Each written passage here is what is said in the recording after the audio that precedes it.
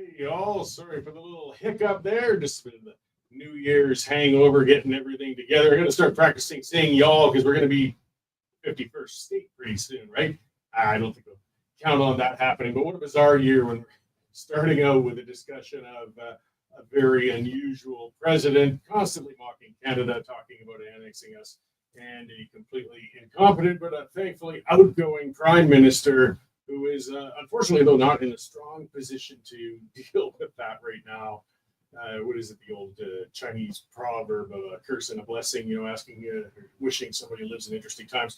Interesting times we certainly have. I got a good show coming up, lots to cover again. Boy, there's no shortage of news items to cover. Use that comment scroll, guys. Let me know what you're seeing, what you're thinking. If you got questions, things like that. That's part of the fun of being on a live broadcast. I got a couple of guests coming on in a little while. They're Kris Holthe, I'm terrible with names, and Tessa Partridge-Mather. They're of New World Precious Metals. We're going to talk about gold, silver, those sorts of investments, precious metals, because when you're in an unstable world, actually, precious metals tend to be one of the things that stays stable and constant. All right, I'll be checking in with a news update from Dave pretty quickly as well. But let's start off with Gus. What's got me pissing and moaning today? So, as more information trickles out to the public on the latest Trudeau debacle. Wait a minute. Interesting. I've got the wrong monologue loaded, but that's all right. I'll find it on my computer and we'll get the right one and deal with that. So that one sounded familiar. It's because it's the one I did a little while ago.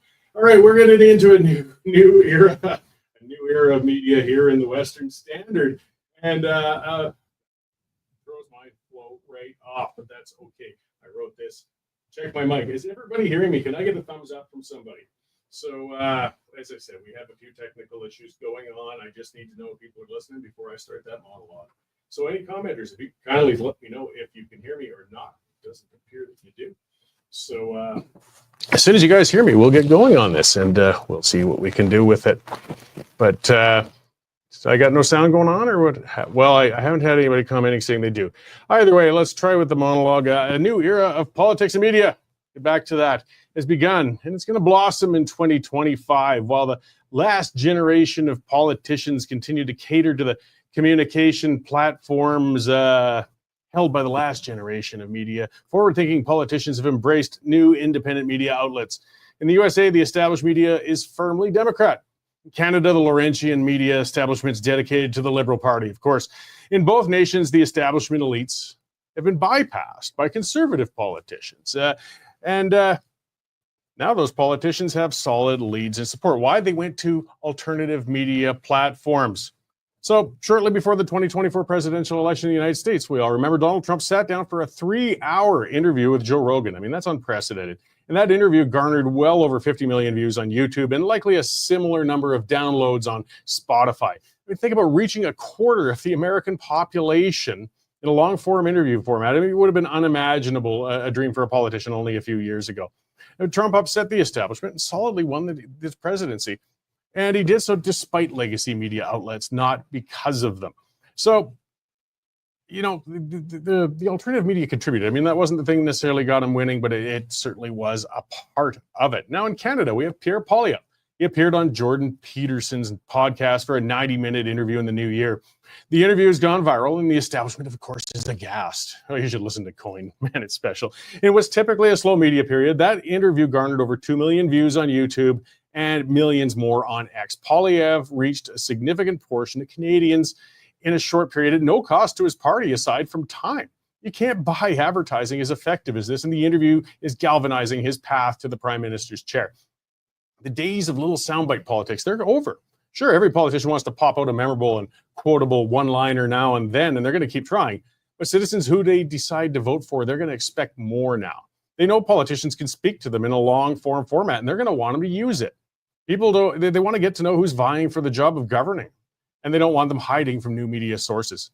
Now, not just any politician can take advantage of independent media platforms effectively. Could you imagine Justin Trudeau trying to do a 1.5 or 3 hour unscripted interview? Trudeau needs lines written for him. Apparently I do too, looking at this thing. Hey, I'm improvising a lot of this. If he doesn't have them, he descends into witless utterances of word salad. Viewers would tune him out after 10 minutes, and the interviewer hard-pressed not to show pain while trying to get answers from him. I mean, Trudeau was the ideal candidate for media platforms of a decade ago. Social media was all short form. The quotes written for him could go viral, and the photo sessions of him with his hair cascading behind him in Fabio style could be released to grace the walls of fangirls in college dorms and behind CBC news desks. Trudeau's face could appear everywhere while the words attributed to him were carefully curated. But those days are gone. People want to feel they've gotten to know the politician vying for their support, and only long-form interviews with a real candid feel can do that. This can backfire, of course. If the politician's truly an odious character, well, you're only going to get to know them better and get to dislike them more. Trump's an abrasive, arrogant man. And after listening to him for hours in the Joe Rogan interview, I still saw him as an abrasive, arrogant man. But I did find myself a little more endeared to him, at least a little less put off. With that much time to listen to him, he was humanized, at least felt a little more like somebody who would do more good than harm. And truly, a lot of Americans got that impression as well. Poilievre, he's always been a wonky pit bull kind of a politician.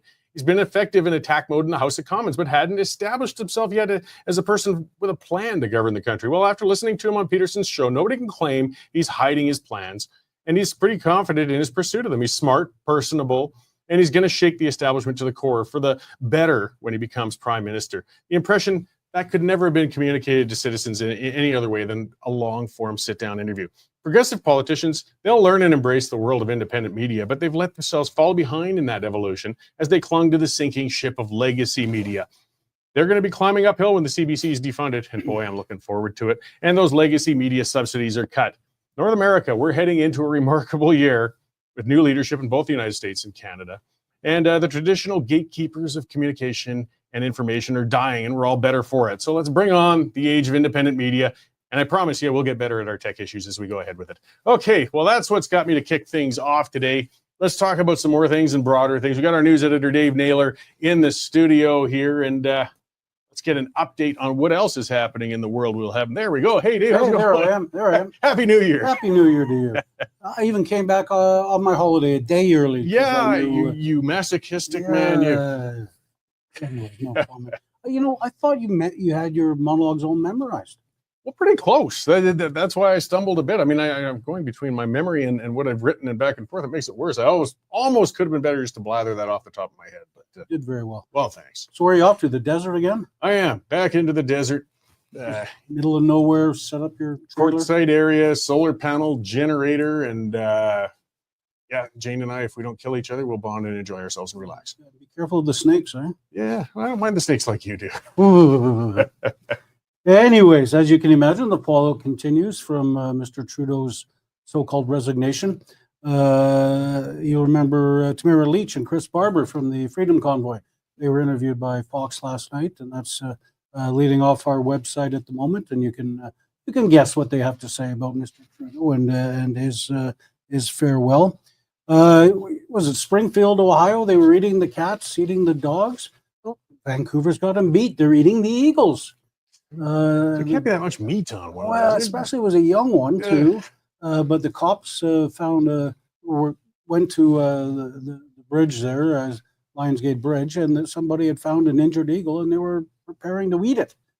So fortunately, the bird was rescued and is now rehabilitating. Eagle wings. I guess we could start a new trend. Well, you've run the restaurant. I have. We would be the only. Would have been the only one on the block offering eagle wings. Yeah, I bet you they're bigger than chicken wings. Probably. Elon Musk called Trudeau a girl today. So their war of words continues. He's basically saying, "Sit down, girl. You're no longer even the governor of the 51st state." And Romeo LeBlanc, the finance minister, has ruled out running for the Liberal leadership. And we got tons and tons of opinion led by our erstwhile opinion editor, Nigel Hannaford, talking about this Trudeau situation, using words I've never heard of before, but I'm sure our readers will have better luck. Nigel gets me bringing that dictionary out sometimes. He's a bit crazy, man. And the big wildfires in Los Angeles, we're keeping a close eye on. It's pretty bad. A lot of Hollywood stars looks to be losing their home, and it's bad for the horses and animals, and the looters have apparently begun. So at least they shoot them down there. There you go. And Trump is blaming Governor Newsom for the whole mess. So the fingers will be pointing for a while on it. Let's They just will. hope, anyways, that they manage to get it under control and they can all start squabbling over whose fault it is later. Yeah, we all know the experience too well of those big forest fires coming into towns, right? So That's we good certainly luck to do. them. Yeah, well, I won't have to worry about those out in the sand and scrub where I'm parking for a while. So. You have a great holiday. Great, thanks, Dave. All right, well, I'll let you get back to that newsroom and on things. So appreciate the update. And Thank you. just kicking off the new year on eagle wings. All right, and that's what I like to remind everybody. You see, we want to keep fixing these things. Hey, get on and subscribe. That's how we pay the bills, guys. Those of you who have subscribed already, we really appreciate it. We are independent media. I mean, that's where I was patting our own back a little bit with things. It's only $9.99 a month, $100 for a year, full access to all the stuff behind the paywall out there, guys. Check that out, Western Standard online, or it's westernstandard.news now, and take out a subscription. Get on there. It helps us. If you have already subscribed, we really do appreciate it. And if you haven't yet, consider it, guys. Just like an old newspaper subscription. As you see, Dave is covering all those stories, the serious ones and the less serious. I mean, I guess, people eating eagles, it is serious. That's bizarre. The world's a strange place. And you need to break up the stories. And the stories in the serious realm are just as bizarre as the people eating eagles. I mean, really, look at this year so far. Look at this. We got Musk taunting Trudeau. That's one of the things I said on X a little while ago, and it's the truth of it. Trudeau is the pencil neck geek of the international leader world. I mean, he's the dork. Nobody's got respect for him whatsoever, whether it's other leaders, whether it's Elon Musk. They mock the guy. And unfortunately, by extension, that's mocking Canada, because for now, whether we like it or not, that ass clown is our prime minister. He didn't quite resign. He gave notice.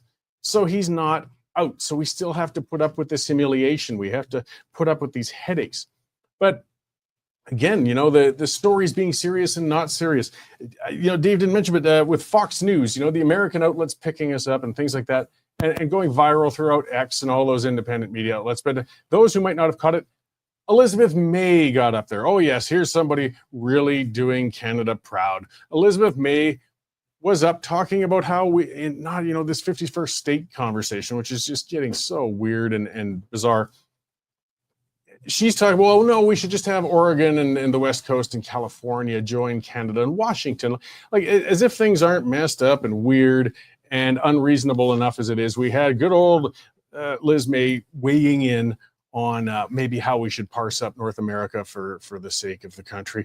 And DJ, one of the commenters, saying Elizabeth May is an American. Yeah, she was born in the States. I imagine she still maintains citizenship on both sides. They're welcome to have her back. We really could do worse than have her still hanging around. As I said, she probably just wants cleaner, easier access to California wine. She's proven herself repeatedly to be an aficionado of many of the finer spirits around the world. Unfortunately, though, when her ramblings get onto news such as Fox, it just makes Canada look even more comical. It's getting bizarre. We're looking right now. We've got this period of stasis we're sitting in. We got a prime minister who's kind of given notice. He's lost all public support. He's lost all international respect. And now the Liberals are scrambling. Clearly, they weren't quite planning on this. So they got a leadership race that they're probably going to have to open and close in a matter of less than 2 months. And normally it's 5 to 6 months. They got to find a leader, get this person in, get some bills through the House of Commons. If not, they're going to go down the second they become leader, and they're going to be straight into a general election where they will be annihilated. And you might notice that people are all talking now, who is going to run for the Liberal leader? And nobody of note has put their name forward yet, because who wants to be the next Kim Campbell? Who wants to be the one who was in there? I guess you can get your painting up on the parliamentary wall. Technically, you would have been a prime minister, if only for a short period, but you're going to be out of there. So, it's not a large lineup for that job. So the Liberals are scrambling. It's similar to Alberta right now. We've got, a Liberal Party of Alberta. I know not many people realize it exists. It was actually strong at one time. It drove the agenda at one time. I'll show my age, but back in the early 1990s, it was the Liberal Party driving the agenda that drove Ralph Klein into being fiscally conservative. It was actually the Liberals breathing down the neck of the progressive conservatives pushing them to balance the budget, pushing them, to get their finances in order. But eventually, slowly but surely, the Liberals were Liberals. They declined. They got worse. And in Alberta, they actually held a leadership race in 2022 for the Alberta Liberal Party, the party that was threatening to win government in the 1990s. And guess what? Not a single person applied for the job. A complete embarrassment for this rump of a party. And basically, they just said, well, you know what? We're going to make our interim leader our permanent leader. And he's been sitting there ever since, unheard of in the background. Now we've got a similar thing going on. There's Kris, one of our commenters, saying he pounded on the doors on behalf of the Alberta Liberal Party in 1992 in Ponoka. Yeah, the Alberta Liberals were strong and they were reasonable, but they turned into these goofy, strange, woke Liberals of today, and Trudeau's really crushed them into the dust. I mean, normally a government in power with an opening for the leadership, you would have people throwing their names out left and right. They kind of want that job. Right now, we're already in, and nobody's quite jumping onto that list. It'll be interesting to see who the Kim Campbell II will be. We'll talk a little more about that after my next segment. So, yes, I've got my guests in studio. We're going to get off the full politics thing. Everything is tied to politics one way or another in a lot of things. But still, we've got our real life to go on, and a lot of things are getting forgotten in all this lunacy right now. The Canadian dollar, for example, boy, is it ever going down. Currency in general. Finances, we still got to pay the bills. We've got a lot of things to worry about. We need some serious conversations. The government's not going to take care of us. That's getting pretty clear. We've got to take care of ourselves. And some of that discussion is, well, what do we do with our money to maximize? What can we do? What are some of the things in the world? So from New World Precious Metals, I've got, I slaughtered your name I asked earlier. I think it was, so it's Kris Holthe. That's right. Okay, and Tessa Partridge-Mather. Yes. Okay, well, both of you guys have come in. Thank you, and I appreciate your patience on my naming. I get my own wrong sometimes. Thanks for having us, Cory. Yeah, no, I really do appreciate it. Like, these are singular times, they're very strange. And we can't forget the important things as we watch the news and everything else. We got to take care of ourselves. And there's been more talk about that. And precious metals, I mean, it's a field all of its own, but it's like a constant. Historically, precious metals were the initial items of trade, or the first forms of currency, really. I guess, I could start with you, Kris. Like, what's the importance of this, that your business is about? Yeah, so we're in the business of, we're brokers, and we help people purchase physical precious metals. Precious metals have been basically used as money for the last 5,000 years. And they're still used as money today. Central banks hold gold is considered a tier 1 asset. There's only 2 in the world. And so being that precious metals are difficult and expensive to mine, they have all the attributes of money. They have been used as money throughout time and still are today. So we help people basically protect their wealth. Okay, so, and something you mentioned right off the start, I mean, so you're talking about physical purchase of gold. So it's not a matter of like making a bet on the commodity price or something like that. Like, No, you guys actually buy these metals. we don't deal in futures, derivatives, or anything like that. We only deal in physical precious metals. We actually have 2 very unique platforms. When the average person thinks owning gold and silver, they think buying some coins, some bars, and storing them at home or in a safe. But actually, we help people divest a part of their assets into physical gold and silvers through an international account and also through rolling over portions of their registered accounts. So we work with Precious Metals International. They have been around for 25 years. They have a proven platform. The clients receive a Cayman Island jurisdiction, and held in these accounts is only physical gold and silver. It is stored in Safe Security Depository, International Depository Services of Canada.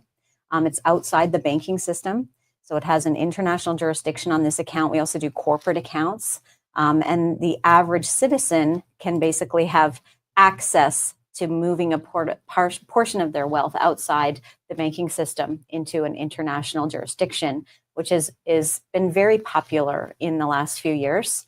We also help people roll over a portion of their registered accounts into precious metals through our proven partnership with Questrade. Okay, And then, so gold is, of course, the first one people think of. But as you mentioned earlier, when I was talking to you before, silver, of course, it gets overlooked. It's another precious metal, and it's rides the markets fairly stably as well, doesn't it? Yeah, it does. Yep. Silver, because it has three unique properties, it conducts electricity and heat better than any other element, and it's also the shiniest metal. It actually has over 10,000 applications, so is one of the most used commodities on Earth, and it's also considered, just given its price point right now, like one of the cheapest commodities on Earth, given all of its applications. So when we're talking though about taking, I mean, that's where I guess a service like you guys, I mean, it's not as simple then as just buying some metal, keeping it at home, which a person, theoretically could do. And we do that too. We do Mhm. that too. We just don't recommend that people have over approximately $10,000, at home for safety reasons. Yeah. So we have clients that they take a portion of the metals home and then they roll over a portion of their registered savings. And they also invest outside the banking system with our international account. Yeah, so taking investments outside of Canadian borders, I mean, it's just an area where a person also wants to make sure they're doing it right or doing it carefully. Absolutely. And that's part of where I imagine you guys are helping with this. I mean, yeah, so we are regulated by FinTrack. We're regulated by anti-money laundering regulations, terrorist financing regulations. So we have to make sure we know our customer, we know where the money's coming from. And the average Canadian citizens that we work with are hardworking people, many of them rural. They're looking for ways that they can grow and protect their wealth and move some outside of the banking system. Actually, Canada is one of the countries with the largest amount of banking hegemony. We invest our money solely inside Canadian jurisdiction. That's very uncommon. In the rest of the world, most countries that are Western countries have portions of their wealth invested in other jurisdictions, but we solely grow our wealth within the Canadian jurisdiction. And only recently, given the last 9-10 years of our government, et cetera, have people been interested in, hey, maybe there's other places to store our wealth. How can we alternatives to grow our wealth, basically? Yeah. So, I mean, everything has their ups and downs. Quite often it's something you've always been able to see. If a currency goes down, often the precious metals will go up. I mean, that's where investors tend to go if they're losing confidence in a fiat currency. So, I mean, as a hedge against the Canadian dollar dropping, precious metals, I imagine, have been a good bet lately. Yeah, absolutely. Yeah. Over the course of the last 25 years, the price of gold has appreciated on average 9% a year. Even last year alone, the price appreciated by 27%. And if you take a look historically, back in 1913, when the Federal Reserve, the central bank of the United States, was created, gold was trading at $20.67. And nowadays it trades at, $2,600. And so if you do the math, you can see that the value of the US dollar has lost about 98% of its purchasing power in terms of gold, the value of gold. Yeah. So I mean, it's still always, a person has to think very carefully. I mean, you've only got so much in your portfolio. How much do you suggest a person kind of dedicates that? I mean, you were saying some of the risk is having everything in the eggs in one basket in Canada, but at the same time, you don't want to pour too much into another investment, I guess. But I mean, what's a reasonable amount a person could be looking at then? I would say historically, wealth managers have recommended approximately 10% of a portfolio be in physical assets in gold and silver. But in the last few years, and the amount of global instability, a lot of products coming on the market, cryptos that can go up and down rapidly, different wars happening, that's really increased over time, to where some managers of portfolios are saying, maybe 40 to 50% of wealth should be moved out of markets that move a lot and into physical. But it's really up to the client's particular appetite. So, I mean, and is this, is this only for large investors, or is this people with modest portfolios? Like, I mean, what does it take to get into sort of? Well, I think regular everyday investors should have a portion of their wealth protected through precious metals. Our accounts start at $5,000, Mhm. and we're one of the only brokerage firms in Canada that offers such a low entry point. We feel like this investment is actually for everybody, and everyone should move a portion, whether it's 5,000 or whether it's 100,000. Our average account sizes are around 100,000. We have $1 million investors into physical gold and silver. So we do everybody. We serve everyone, and we like that philosophy. We really believe in this investment. You know, that we're also at the beginning of a bull market. Yeah, the two previous bull markets, there was a bull market from 1972 to 1980 that saw gold appreciate 800% and silver appreciated 1,500%. And then there was another bull market cycle that occurred between 2002 and 2011, where again gold appreciated 800% and silver appreciated 1,200%. And we feel that this latest bull cycle started in 2015, where gold was just over $1,000 an ounce. And so if history repeats, we should see potentially $8,000 gold. It sounds wild, but we've been here before, and this percentage point has happened in these bull market cycles before, and they always tend to do better in times exactly like this. Mention of war, global instability, and now this bull market cycle could be even bigger because now it's global, and the central banks around the world are buying up gold year after year, record-breaking levels in the last 4 years. And it looks like it's not slowing down. So why would these central banks be accumulating so much physical metal? More, the same levels, that match the 1950s. Yeah. So as an asset, if it's tied up in precious metals, I mean, that's still an asset a person can have on their books as well, right? Like if you were going to leverage for another purchase somewhere else or things like that, I mean, it's not lost and then it's not lost, but it's in that sense, it's not tied up out of the country. I mean, you can still utilize that. No, It's still our part of your program is portfolio. amazing. Actually, you can buy and sell on we say on a phone call. Usually we deal with a lot of email and the things these days, but it's liquid in all global markets. So it can be bought and sold anytime. And even better is just by having the gold and silver, you have an automatic 80% line of credit against your holdings. And when I was learning about this years ago, I was surprised to realize that a lot of the autonomy of the major players that control our globe, they're not beholden to governments or things because they actually have vast amounts of gold, and the gold then becomes their bank. So they borrow off their holdings. And that's what we do in a micro way, is that exact same thing. Yeah, and that's kind of what I meant. Is it's a little harder. You're talking to the bank, secure credit. Okay, well, I got these mutual funds, these RRSPs, but I mean, they prefer secured credit. I mean, some sort of assets that theoretically, if you defaulted, they can get. And there's nothing that's harder and more real than saying, I have X number of ounces of gold. Yeah. Right. And it's completely liquid for sale at any time. So yes, we get clients that come in and say, hey, I need a workup on my account because I'm applying for this or that. Yeah. Okay, so as far as clients goes, you guys offer services across the country, right? Like you're Calgary based, but it's a national company. Yeah, we do have clients across Canada. We have some clients down in the U.S. and we have some international clients as well. Yeah. Okay, so I mean, do you have a physical office? I mean, it's just kind of the new world and things. I'm just talking. It's one of the things too when it comes to investment. You want to talk to a person. You want to. You need that help. I mean, you guys are available for that sort of thing.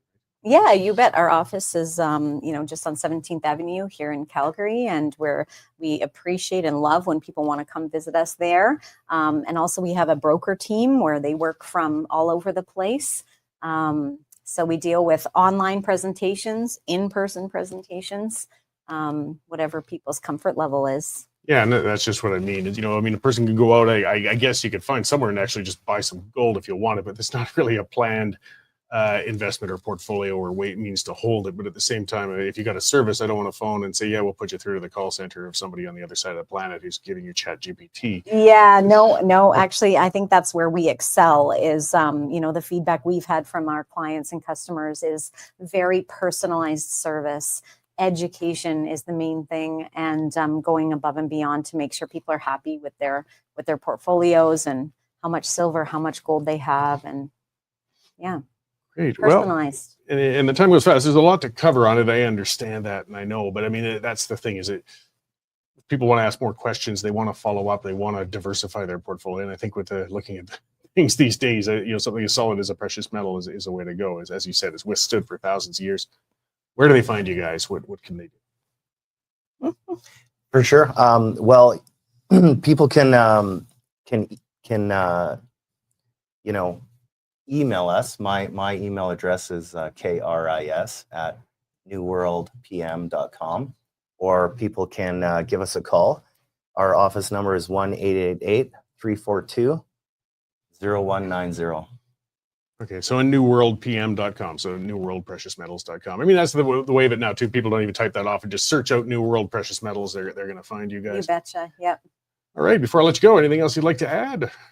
No, I think that the future is really bright for gold and silver investors. I think when people get into the market to help protect some of their wealth, diversify, when you take a look out at a 10-year time horizon, I think people are going to be really happy about their choices. I think we need something to look a little bright in these crazy times. And again, stability. That's the main thing. And precious metals are at least one thing that's always there. Can't go to zero. No. Yep.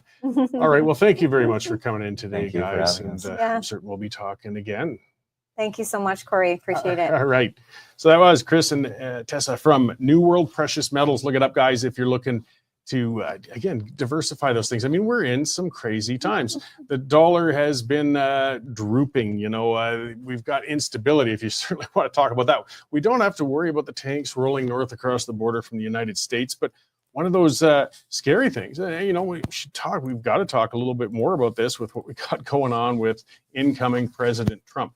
I mean, people kept dismissing it, saying he's just trolling. Don't worry about it. He's just playing around. Well, he's an incoming president. He's talking about annexing a nation. And repeatedly, it wasn't one tweet. It wasn't one off-the-cuff statement anymore. He keeps saying it. We have to take that seriously. I'm not saying take up arms and get ready for one. We don't have the means. Look, militarily, yeah, if the United States wanted to come on in and take Canada, it would take a matter of minutes. I don't think they're out to do that, but he was asked about that. And Trump said, no, we won't do that, but we're going to do it economically. Basically saying through tariffs, he could crush Canada down enough that we'd have no other option but to join the United States. The discussions are just getting bizarre. There's a lot of people talking online. Again, I've never been a strong advocate for unity and sentimental Canadian value. I wrote the Sovereigntist Handbook, for crying out loud. But one of the things I've always been strong on, even in that, it has to be any move. Anything that big has to mean having a majority of people on board. Alberta sovereignty, for example, nothing less than a referendum with at least 60% of people. If you're looking to get out of Confederation or change the deal, I wouldn't feel that would be anything less than that wouldn't be a comfortable way to go. It wouldn't be a democratic way to go. It wouldn't be a right way to go. As much as people are talking online, it'd be great to join the states. Oh, look at all the advantages. Look at the rights. Look at this. Look at that. Realistically, what have we got? 20%, maybe in these crazy times, 20% who might actually want to do something like that. Don't forget, there's 80% who don't. And the discussions have gotten ridiculous online. Dave was mentioning, I'm going down to Arizona. I go there every year. I love it down there. My mother is an American citizen. I don't dislike the Americans, not at all. But some people say, well, if you go down there, how do you spend your time south of the border yet oppose an annexing or merger of the nations? Well, yeah, I've been to Mexico. I've been to Guatemala. I've been to Russia. It doesn't mean I want to merge with them. I can respect them. We can have relationships. I think Canada and the United States should have a closer relationship, a better relationship. We should be having more free trade. We should be opening the borders between our nations more.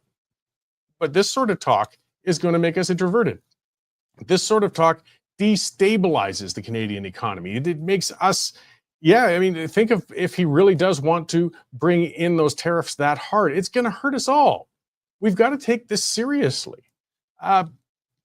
It's not trolling any longer. It's a man talking about taking over a country. Years ago, those were words of war. You don't well, here's a comment, or I'll read it out. Your comment about Trump repeating us becoming a 51st state over and over. Have you noticed that Trump repeats statements over and over in his previous? Now, it doesn't mean that he had a chance to do it. He has a way of negotiating that escapes the competing in the mentality. I'm not quite sure what that all means. I'm not going to make exceptions for the man. He's supposed to be acting like a president, not a troll. And his mannerism is to say something over and over and over again. Well, no, he's adding little images. He was asked at a conference, and that was not just a little statement. That was him saying, we will take Canada through economic means.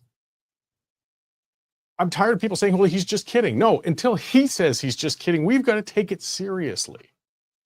And this little fantasy thing, thinking there would be some sort of open merger and we'd all be better off as American citizens, is stupid, to be blunt. Maybe that time will come. But, if that time came, the way we'd have to do it is making our relationship closer. This is a marriage that's going to take some years. One of the things, he has talked about is well, we got to clean up our act in Canada with the border crossing back and forth between the United States and Canada. Fair enough. Absolutely. We got a lot of other stupid things. We got our stupid supply management. We got a lot of trade issues we should be ironing out. One of our issues with Canada is we've been bringing in immigrants with the floodgates wide open, and some of the odious, terrible immigrants, because some of them are, and there's some fantastic ones, but a lot of the problematic ones have been going south. And I don't have the numbers in front of me, but I remember looking those up for a column I wrote a little while ago. And because people kept saying, oh, there's barely any illegals going from Canada to the States versus Mexico to Canada. Yeah, I know, but it's the quality of the illegals going south. And of, I think, 700 and some identified terrorists who'd gotten into the United States, or suspected terrorists, something like 87% of them got in there through Canada, not Mexico. And we got to worry about terrorists. The New Orleans massacre, that terrible act, was done by a born American. But these radicals can come from all over. You'll never totally stomp it out, but you want to reduce it. Well, where's the biggest source of those coming in the United States? Unfortunately, it's Canada. People say, well, it's only a few hundred. Yeah, well, look at the amount of damage one lunatic did. What does a few hundred radical lunatics do? But see, these are the issues we need to seriously discuss. These are the things we need leadership to be going back and forth and having these conversations.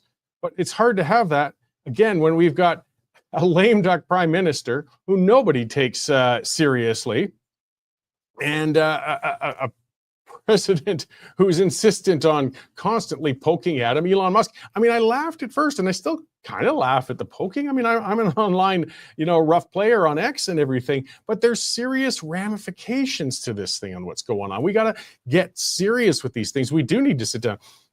The whole problem we've got is we need stability in Canada. We've got to have an election, and we're months away from it. So how screwy is it going to be? And we're watching some of the politics going on, of course. Again, the Andrew Coynes and the others are furious that Danielle Smith has been talking directly to American governors. She's going to Trump's inauguration. I put a post out on X saying Danielle Smith is now the de facto and acting Prime Minister of Canada. And to be honest, she is. She's been more effective in protecting our trade interests than our idiot Prime Minister has been. He's too busy, stuck on himself, lost in himself. Part of my job means I have to listen to these things. I sat through and listened to that man do his giving notice. He didn't resign, he gave notice. And you could tell, he still doesn't realize he did anything wrong. He's a pure, true narcissist. He was talking about it's the infighting of those liberals that caused this, and I was going to solve everything, but I've been pushed out. He's still ticked off. He's been pushed out. Unfortunately, this guy is going to be, as far as we can tell, sitting in the Prime Minister's chair for a few more months. These critical months. Trump has shaken things up this much, and he's not even officially the president for 12 more days. So we've got to be more careful in looking at and dismissing some of the stuff that he's saying, because even if he's not coming in to take things over, he's shaking things up so badly we're rocked on our heels. People talk about it as a negotiating tactic. Fine, well, let's negotiate back. We've got to show some strength on our side, and we don't have it. We don't have it at all. It's frightening. but nobody's there to get this country under control. This is a discussion that's been going online. Jared, our BC reporter, Yager, he's been tracking that with in Mississauga of all places, though. These lunatics out there, radical Islamists. Again, we're not talking about all Muslims, we're talking about radical Islamists. I know we can do the whole discussion on whether there's such a thing as a moderate Muslim, blah, blah, blah. I don't want to go into that. Let's just talk about the real, true wackos among them, because there's a number of them, and there's a lot. And they put out a release, because they're trying to hold a meeting, but they're having trouble finding a venue now, to form a caliphate. What this is, it's a Muslim concept, an Islamist concept of a theocracy, of a religious holy land. They want to form it in Canada, one where we would suddenly be under the laws of Sharia law. You know, let's put the burqas on the woman. Let's whip them to death if they're cheating. You know, stonings, throwing gay people off buildings. And it's not exaggeration anymore. These things happen. Let's quit sugarcoating that crap. They do. They happen all over the Middle East. Yes, they've built quite a reputation through their actions over many, many years. So why shouldn't the Americans be concerned about this when we're pouring millions of immigrants, don't seem to be taking it under control, and we're actually considering it's free speech for these lunatics to want to form a caliphate in Canada? Yeah, we've got some crap to get together. Again, so rather than Trudeau having somebody on his behalf put out an statement saying it'll be a cold day in hell before Canada becomes 51st state, blah, blah, blah, he should be standing up and saying, we've got radicals in Canada and we got to get them out. We've got to stomp this out. That's not what we're about. And, you know, the other aspect of this whole thing, and yes, I'm going to lay a lot of blame on Trudeau. I love doing that. I'm certainly never been a fan of his, have I? But look at the attitude we've had among Canada for years now. We're settlers. We're colonialist. Let's do land acknowledgements at every event. Let's have radio stations do land acknowledgements. Let's pretend we don't even belong here. We're beholden to some people who died 300 friggin' years ago, and it's our fault. We should feel bad about it. We should stare at our shoes. We shouldn't be proud to be Canadians. John A. Macdonald's an asshole. His statue should be torn down. Gee, I wonder why suddenly we have as many as 20 or 30% of people thinking, I don't care if we become American. Yes, because Trudeau created that post-national state. He created a country where nobody cares if they're Canadian anymore. They might not want to be American, but they don't even know what they are anymore. Land acknowledgements. What a joke. I know the land. It's here. I'm on it now, and I've got a deed for the stuff I own. I owe a fair amount on it, too. This is the environment, though, he created. Look at the loony lefties who put right in their profile, I'm a settler. Oh, yeah, I was born in Airdrie. Well, then you weren't a settler, you moron. You're an idiot. You're self-loathing. You jump on stupid, trendy things, but you weren't a settler. Well, my ancestors were. Well, so what? To go far enough back, my ancestors were running around in caves swinging clubs. It doesn't matter today. And if we want to keep hanging up on that sort of thing, gee, I wonder why we don't have any national unity. I wonder why we don't have pride. Post-national world. Yeah, it sure is, isn't it? Good work, friggin' dingbat. And you know what? I'll leave off on that before I take off. Legacy media, it's dying, and I'm loving watching them die. That's where I did like seeing the success of Poilievre and Trump, where they bypassed legacy media and did it so well. And I mean, as I was scrolling through, you know, saying what stories do I want to focus on today? Okay, so here it keeps popping up, and they're talking about the bird flu. The bird flu.